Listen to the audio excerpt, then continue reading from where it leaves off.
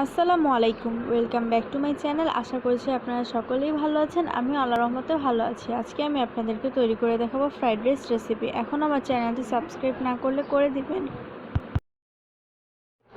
এখানে আমি 2 রকমের সবজি নিয়ে নিয়েছি, গাজর আর বরবটি। বরবটি এবং গাজরকে ভালোভাবে কুচি কুচি করে নিয়েছি। আমি একটু দেখিয়ে দিচ্ছি।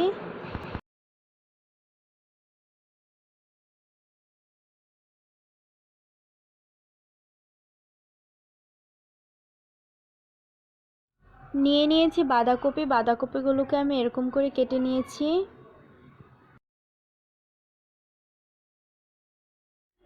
পেঁয়াজ নিয়ে নিয়েছি, পেঁয়াজটাকে কুচি কুচি করে কেটে নিয়েছি। নিয়েছি 4টি ডিম। ডিমগুলোকে ভালোভাবে ভেজে নিব। নিয়ে নিয়েছি ক্যাপসিকাম।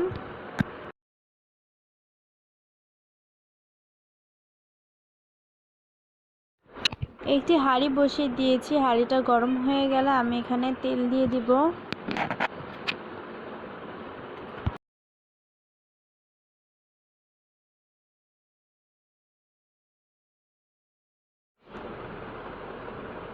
আমি এখানে 1 কাপ তেল দিয়েছি। এখন এখানে পেঁয়াজ দিয়ে দিব।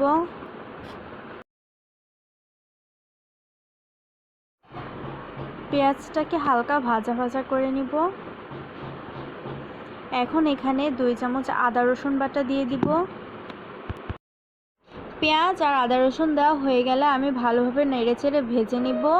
আমার ভাজা হয়ে গিয়েছে। এখন আমি এখানে গাজর আর বরবটি দিয়ে নিব।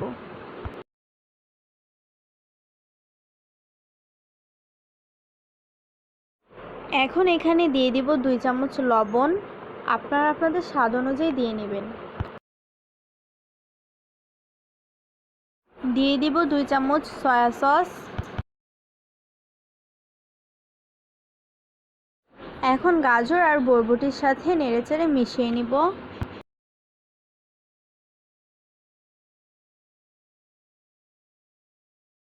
গাজর আর বরবটিটা সিদ্ধ হওয়া পর্যন্ত অপেক্ষা করব। এখন আমি এখানে দিয়ে দেব সাদা গোলমরিচের গুঁড়ো, কালো গোলমরিচের গুঁড়ো। দেওয়া হয়ে গেলে আমি নেড়ে মিশিয়ে নিব।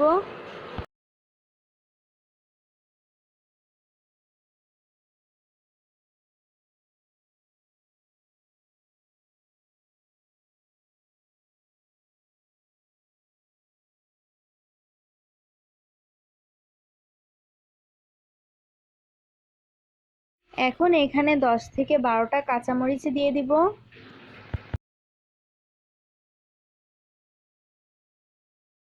এখন এখানে সস দিয়ে দিব। আপনারা চাইলে স্কিপ করতে পারেন।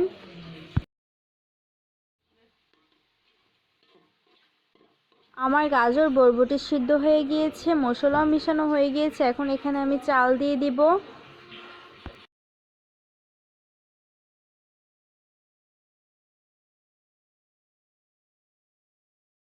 এখানে আমি 1 কেজি চাল নিয়ে নিয়েছি। এবার চালের সাথে গাজর আর বরবটিটাকে ভালোভাবে মিশিয়ে নিব, হালকা ভাজা ভাজা করে নিব।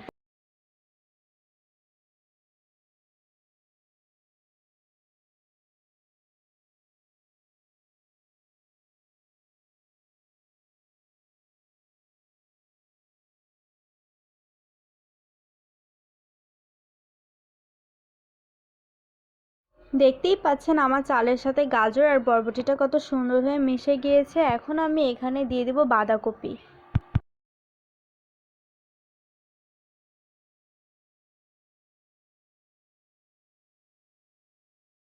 আমার বাঁধাকপিও দেওয়া হয়ে গিয়েছে। এখন আমি চালের সাথে বাঁধাকপিটাকে মিশিয়ে নিব।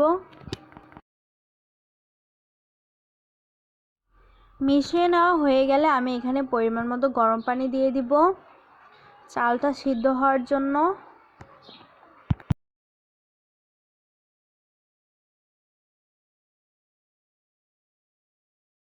গরম পানি দিয়ে আবার একটু নেড়ে নিব। এখন আমি চালটা ফুটে আসা পর্যন্ত অপেক্ষা করব।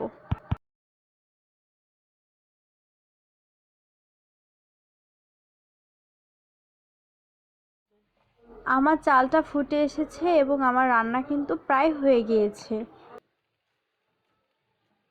এখন আমি এখানে দিয়ে দিব ডিমটা দিয়ে ভালোভাবে মিশিয়ে নিব।